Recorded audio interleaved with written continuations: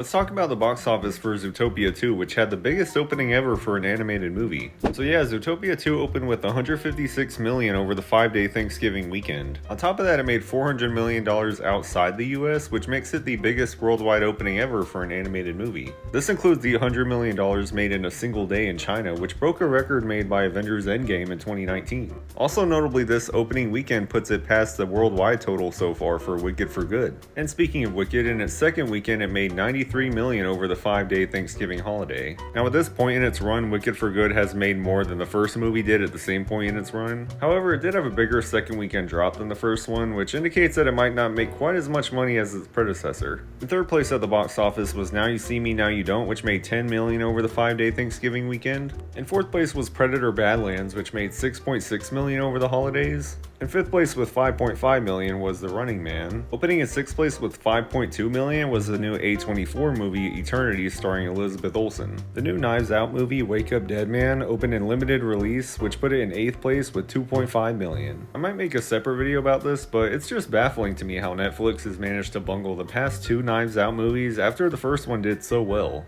So let me know what you thought of Zootopia or any other movies you watched over the holidays in the comments below. And of course, check back next weekend for another box office report.